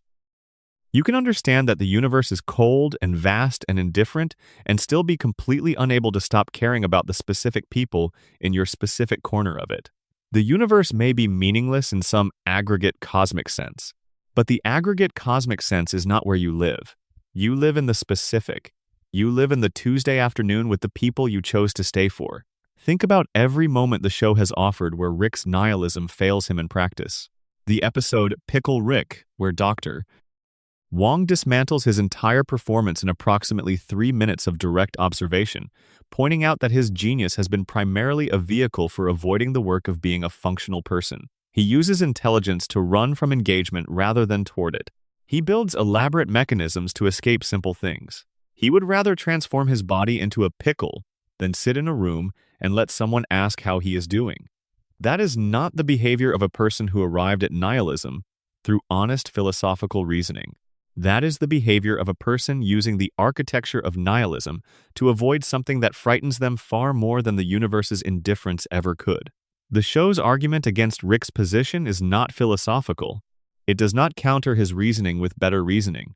It does not offer an alternative framework that demonstrates nihilism's errors through superior logic. The show counters Rick's position with people, with Morty being afraid and brave anyway, with Summer fighting to matter in a family that frequently overlooks her, with Beth reaching toward a self she cannot fully name across decades of not quite knowing what she is reaching for, with Bird Person showing up, with Jerry inexplicably being loved. These are not arguments, they are presences. They are what remains when the reasoning has run its course, and the conclusion has been reached, and the person is sitting with the conclusion and finding it somehow still insufficient to replace the thing it was supposed to replace. What the show actually believes, the position it keeps arriving at across every theory and every arc and every season, is not that meaning is guaranteed or that love always wins, or that the universe is kind to people who deserve its kindness. It does not believe any of those things. It has too much respect for the complexity of what it is depicting to offer those consolations. What it believes is something smaller and more durable. That the people you find yourself loving, not the ones you have reasons to love, but the ones you love in spite of the reasons not to, those people matter.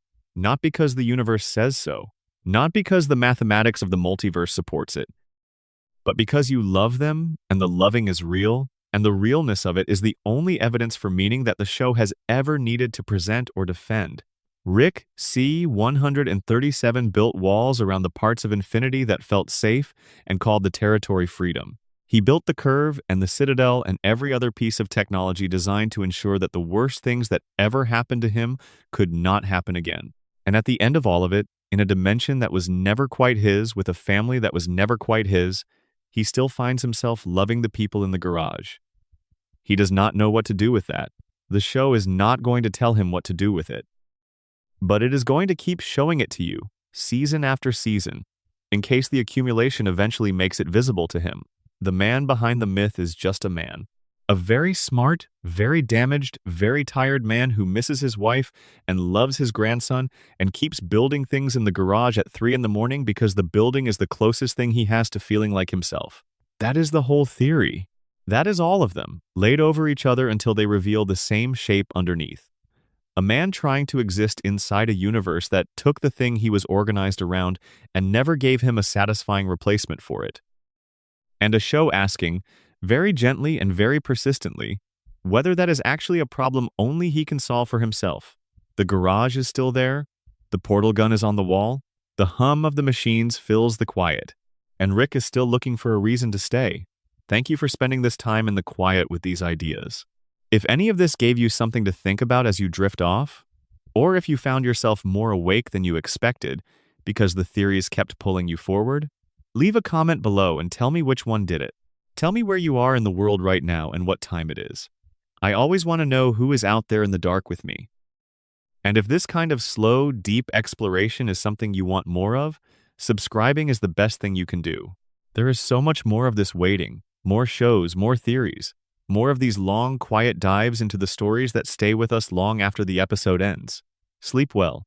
Whatever your theories are, I hope they keep you company on the way down. Section 13. Summer Smith and the Theory of the Forgotten Heir. There is a character in Rick and Morty who has spent every season fighting for a position in the story that the story keeps not quite giving her, and the fighting itself is the most interesting thing about her. Summer Smith is older than Morty. She is smarter than Morty in several measurable ways. She is tougher, more socially capable, and more adaptable to strange situations than her younger brother in almost every non-adventure context the show establishes. And yet Rick chose Morty. He picked the younger, more anxious, less capable sibling as his adventure partner and left Summer at home to live the most ordinary version of her extraordinary adjacent life. The fan theories about Summer begin with the simple question of why. Why did Rick choose Morty over Summer? The canonical explanation the show provides is the brainwave compatibility argument, the idea that Morty's specific neurological signature cancels out Rick's own, providing him cover from tracking. But the fan community has never fully accepted this explanation as sufficient, partly because it raises more questions than it answers, and partly because the emotional reality of being passed over by the most interesting person in your life is something the show depicts with too much care to reduce to a technical specification. The theory that has attracted the most sustained attention holds that Rick did not choose Morty over Summer. He chose Morty over Summer deliberately and strategically, and the reason he did it was not the brainwave compatibility. The reason was that he recognized something in Summer that frightened him. Not frightened him in the way Rick is frightened by things that can hurt him. Frightened him in the way Rick is frightened by things that remind him too vividly of himself. Summer, the fan community has noted across many careful episode analyses, is the character most like Rick in terms of core personality structure. She is competitive. She is adaptable. She makes friends easily but keeps emotional distance in the specific way that people keep emotional distance when they have learned early that closeness has costs. She is ruthless in situations that demand ruthlessness, without losing access to her compassion in situations that demand it, which is a combination that Rick has, in theory, but has long since buried under decades of deliberate numbing. She is what Rick might have been if the worst things had not happened. Or perhaps more accurately, she is what Rick still is underneath what the worst things did to him. The show gave the fan community its clearest window into Summer's potential in a Season 8 episode where Summer experiences years of simulated adult life inside a Matrix-style construct. When she emerges with the mind of a confident woman in her mid-30s rather than a 17-year-old, the show depicts what Summer becomes when she has had time and experience and autonomy to develop fully, and what she becomes is genuinely formidable. Not in the Rick sense of formidable, not organized around genius or technology or accumulated knowledge. Formidable in a different and in some ways more unsettling way. She is organized. She is strategically willing to do things that the younger Summer would have hesitated over. She is someone who has looked at the costs of operating in the universe and decided she is willing to pay them. Rick, looking at that version of Summer, sees something he recognizes. And the fan theory is that he recognized it long before that episode. From the beginning, from the moment he first encountered the Smith family and began assessing which of them he could use, and which of them might eventually become capable of challenging his own position. He chose Morty because Morty was safe. Morty was anxious and deferential and unlikely to become a threat to Rick's dominance of the dynamic. Summer was not safe. Summer had the specific combination of intelligence and adaptability and willingness that, given the right experiences and the right amount of time, could produce someone capable of going to war with Rick and potentially winning. He kept her home. He kept her safe and limited and slightly removed from the full scope of what Rick's world offers a person who is ready for it. Not because he did not care about her. Because he cared about her in the specific and problematic way Rick cares about things, which is by trying to control their proximity to anything that might change them in ways he cannot predict or manage. The Summer who has been forcing her way into adventures across the seasons, who has been demanding inclusion and demonstrating competence, and gradually earning a position that Rick did not offer her freely, is the show's argument that Rick's strategy did not work. That Summer was always going to become what she was always going to become. That keeping her slightly apart from the main story only meant she got there on her own terms instead of on Rick's. Section 14. The Ticket Theory. Are we even watching the right Rick and Morty? There is a theory in the Rick and Morty fan community that is structurally simple and narratively destabilizing in a way that makes it almost impossible to set down once you have picked it up. It is called the Ticket Theory, and if it is correct, the Rick and Morty you have been watching for several seasons is not the Rick and Morty you started watching in the first episode. The theory originates in a careful examination of a detail in the Season 2 episode Morty Night Run. In that episode, Rick and Morty drop Jerry off at the Jerrybury, a daycare facility for Jerrys from across the multiverse where Jerrys are kept safe and supervised while their Rick and Morty are out on adventures. Rick picks up a ticket numbered 5,126 when he drops Jerry off. At the end of the episode, when Rick and Morty return to pick up their Jerry, a different Rick is seen holding ticket number 5,126. The numbers do not match the family we have been following. The implication, developed extensively by the fan community, is that the universe swap happened at that moment. The Rick and Morty who returned from their adventure and picked up a Jerry are not the same Rick and Morty who dropped off the Jerry at the beginning. They crossed over into a parallel universe at some point during the episode and came back to the wrong Jerrybury window. If this swap happened, the consequences for the show's internal continuity are significant. The next episode in the season, Total Recall, features a character named Mr. Poopy Butthole who appears to be a longtime family friend, despite never having appeared in any previous episode. In Total Recall, the family is being infiltrated by alien parasites who insert themselves into the family's memory as beloved figures from their past. The mechanism for identifying the parasites is the absence of any negative memories. If you cannot remember a bad time with someone, they are probably a parasite, and the family cannot remember a bad time with Mr. Poopy Butthole. He gets shot because of this, and then the show reveals that he is not a parasite.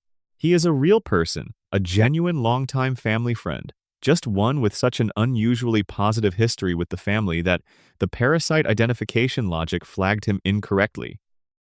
The story treats this as the uncomfortable exception that proves the rule, and it is presented as a troubling near miss. But the ticket theory offers a completely different explanation. Mr. Poopy Butthole has never appeared before because he was never a family friend of the Rick and Morty we were originally following. He is a longtime family friend of the Rick and Morty from the universe that was accidentally entered during the Jerry swap. In the original universe, there was no Mr. Poopy Butthole. In this new universe, there has always been one, which is why his history with the family is entirely positive. He was not flagged because his memories are fake. He was flagged because the family's memories of him, real memories in this universe, happen to be exclusively positive because he is an unusually warm and consistently kind presence in their lives.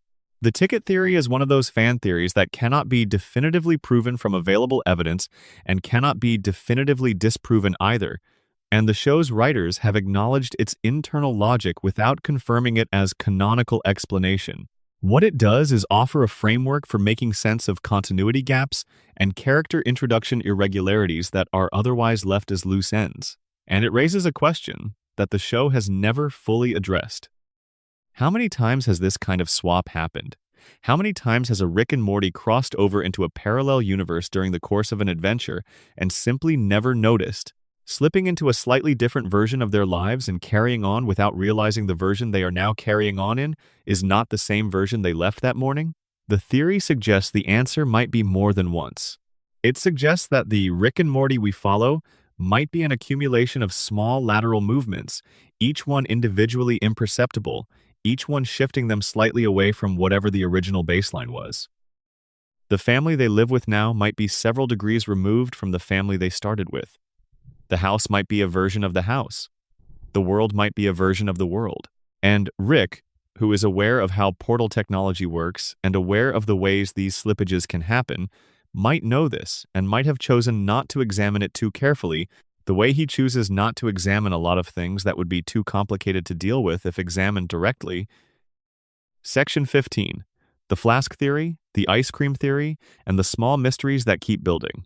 Not every fan theory in Rick and Morty reaches for the lore or the emotional architecture or the structural implications of the show's multiverse.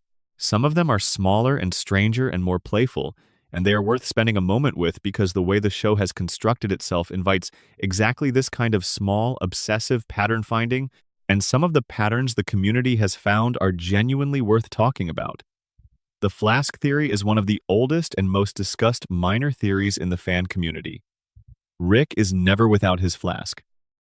He drinks from it constantly across every episode, in every situation, under every kind of duress and every kind of celebration. The show frames this as alcoholism, and the character work around Rick's drinking is consistent with the portrayal of someone who uses alcohol as a management tool for something he cannot otherwise manage. But a persistent subset of the fan community has long argued that the flask contains something other than, or in addition to, simple alcohol. The argument begins with the megaseeds introduced in the very first episode.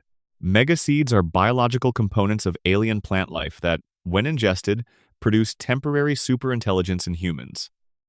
When Morty smuggles megaseeds through customs by concealing them inside his body, the seeds dissolve and their contents enter his bloodstream, briefly making him extraordinarily intelligent before the effect fades and leaves him temporarily impaired. The show presents this as a one-time plot mechanism and never returns to it directly. But the fan community noticed that the side effects of megaseed dissolution, including involuntary drooling and momentary cognitive disruption, look notably similar to Rick's own behavioral tics around his drinking. The theory holds that Rick's flask contains some form of megaseed extract, processed or distilled into a form he can consume safely and regularly, and that his legendary intelligence is not purely natural. It is maintained and enhanced by a substance he discovered early in his career and has been dependent on ever since. The drinking is not just emotional management. It is chemical maintenance of the cognitive state he has built his entire identity and his entire sense of self-worth around.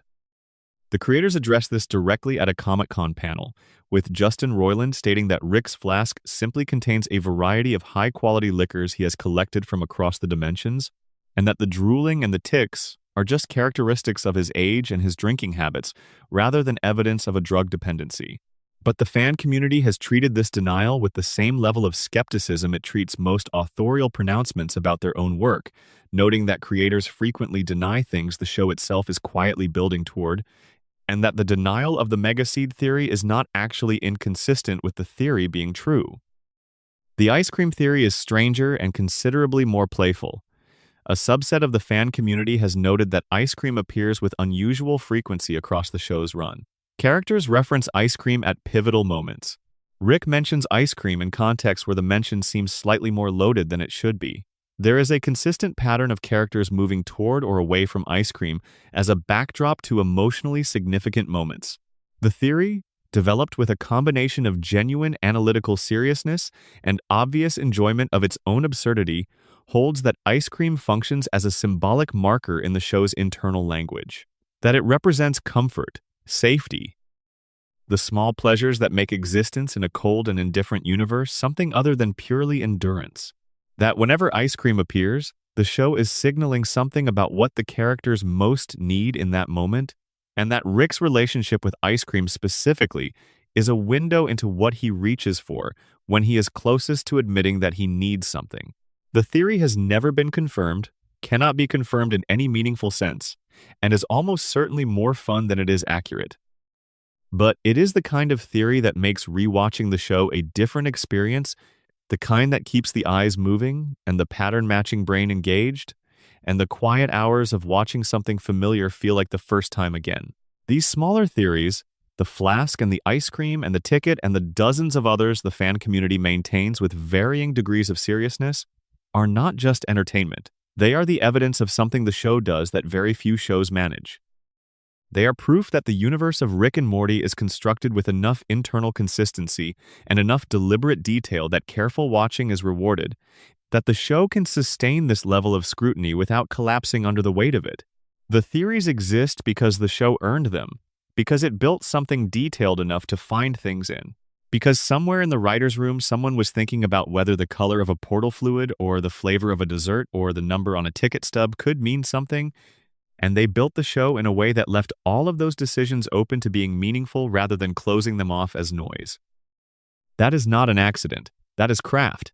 And the fan community, with all of its wild and careful and absurd and brilliant theories, is the evidence that the craft landed. When you have been sitting with these theories long enough, when you have followed each thread as far as it goes and held each interpretation up against what the show has actually shown you and tried to find the places where the evidence holds and the places where it gives way, you arrive at something that is not quite a conclusion. It is more like a feeling, a sense of the shape of the thing. Rick and Morty is a show about a man who is very smart and very damaged and who has organized his entire life around proving that the damage does not matter because nothing matters. And it is also a show about why that does not work. About the ways that love and grief and connection keep breaking through the architecture he has built to contain them, not because the architecture is poorly constructed, but because the things it is built to contain are simply stronger than any architecture. They keep finding the gaps. They keep making themselves visible through the most carefully maintained performance of not caring. They keep being there. The fan theories are the audience's version of the same thing. They are the evidence that none of us are fooled by the performance either, that we all see, underneath the nihilism and the genius and the relentless motion, the man who chose to stay, who looked at his wife and his daughter and said no to infinite possibility, who kept a dimension frozen in the day he lost them, who built a cage around the multiverse rather than face a reality where he was not the most important thing in it, because being the most important thing in the accessible universe was the only replacement he could find for the thing that had made the universe worth inhabiting in the first place. We see him. We keep theorizing about him. We keep looking for the pattern beneath the pattern, the meaning beneath the meaning, because the show has built something that rewards looking, something that holds together the more carefully you examine it. Something that, despite its absurdity and its darkness, and its deliberate sabotage of its own emotional moments, is actually about something real, about what we owe each other, about what the universe owes us, about what to do when the answer to the second question is nothing, and you still have to get up tomorrow. The garage is still there, the portal gun is on the wall, the hum of the machines fills the quiet, and Rick is still looking for a reason to stay. Section 16. The Doofus Rick Theory and the Road Not Taken. There is one version of Rick in the entire multiverse that the other Ricks treat as a joke, as an embarrassment, as the floor below which a Rick cannot fall, while still technically being called a Rick. That version is Doofus Rick. He is mocked in the episode where he appears. He is used as a punchline, a shorthand for failure, the Rick who did not measure up, the Rick who got something wrong at a fundamental level and ended up as whatever this is. But the fan theory about Doofus Rick refuses to treat him as a punchline. The theory holds that Doofus Rick is not a lesser Rick, he is an earlier one.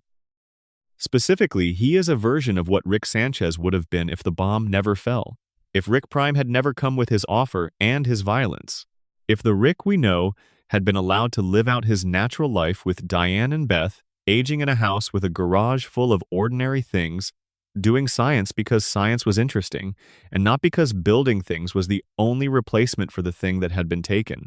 Doofus Rick lacks the sharp edges that define every other Rick in every dimension, because those sharp edges are not native to Rick's character. They were acquired. They were hammered into him over decades by specific events.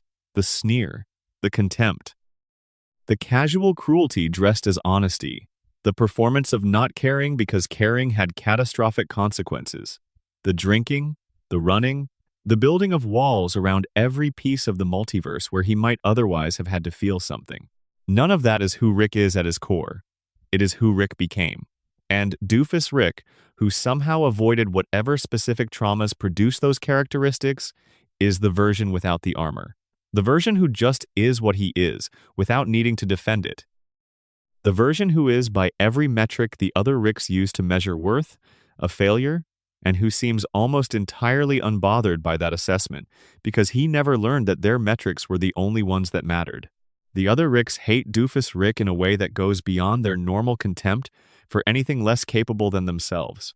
They hate him with something that looks, in the fan community's reading, a lot like discomfort, because Doofus Rick exists as evidence of a possibility they cannot afford to consider. That everything they have become, every layer of who they currently are, the intelligence deployed as a weapon, the detachment maintained as a survival strategy, the elaborate and cosmos-spanning structures built to ensure their own dominance, none of that is the inevitable product of being smart enough to see the universe clearly. It is the damage-wearing intelligence as a costume.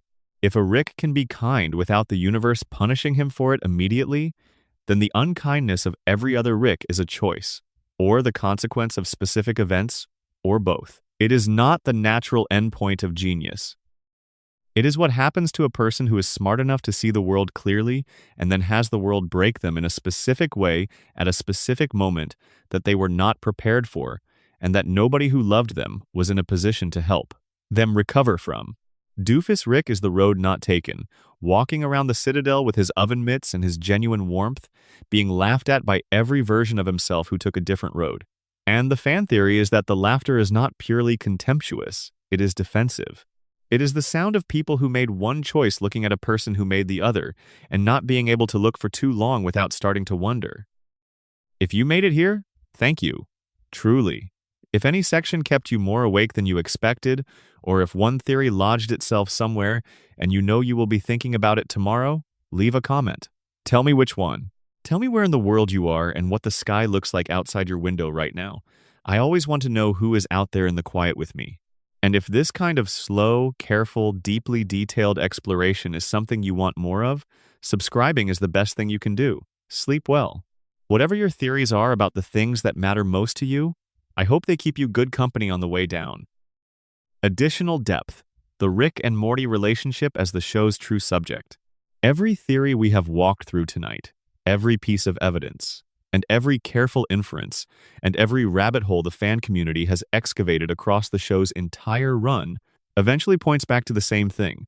Not to a plot point, not to a lore detail, to a relationship. The relationship between a very old, very damaged man and a 14-year-old boy who was not even supposed to be his grandson. The fan community has spent years trying to determine the exact nature of what connects Rick C-137 and Morty Smith. The brainwave compatibility. The possibility that they are the same person across time. The theory that Rick chose Morty specifically because Morty was the person least likely to develop into something that could challenge Rick's position.